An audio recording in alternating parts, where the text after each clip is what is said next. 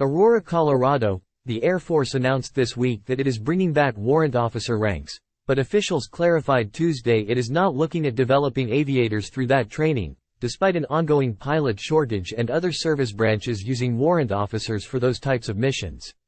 The service will instead focus on information technology and cyber operations for those ranks, and not pursue pilot tracks, Air Force Chief of Staff General David Allvin told Military.com during a media roundtable at the Air and Space Forces Association's Warfare Symposium conference.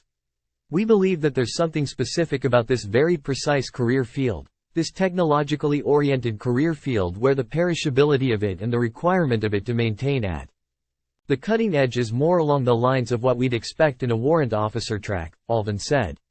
Read next. In major overhaul, Air Force and Space Force will roll out new ranks, training, structure to compete with China. On average, the Air Force has brought in around 1,300 new pilots each year for nearly a decade, short of its goal of around 1,500 annually.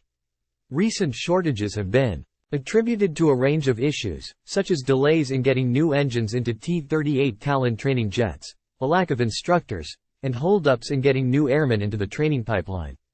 A document detailing the change to bring back warrant officers, a plan first reported by Military.com last week, sets out steps to develop a concept of operations, CONOP, to establish a training pipeline to reintroduce a USAF non-aviation warrant officer (WO) program as a technical core NLT October 2024. The Air Force has previously shot down the idea of using warrant officers as a way to fill the ongoing pilot shortage with aviators. In 2018, Air Force officials said at a conference that the RAND Corp think tank was tasked with looking at the idea, but its study did not recommend it, Military.com reported at the time. Warrant officers are used by the other service branches as highly technical subject matter experts and single-track leaders. They typically come from the enlisted ranks.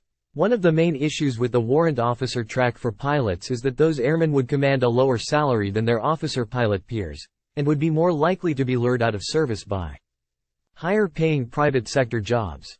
A warrant officer component would incur lower personnel costs than the commissioned officer workforce it displaced, but the lower compensation levels responsible for the lower personnel costs would also produce lower retention rates. With lower retention, training costs would go up, RAND reported in its study. Warrant officers can currently fly in the Army, and the Navy had a Flying Chief Warrant Officer program from 2006 to 2014.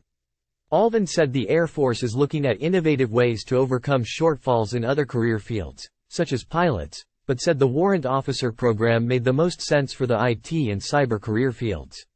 Chief of Space Operations General Chance Saltzman also told Military.com during a roundtable that the Space Force is not looking at starting its own service-specific warrant officer program for similar career fields.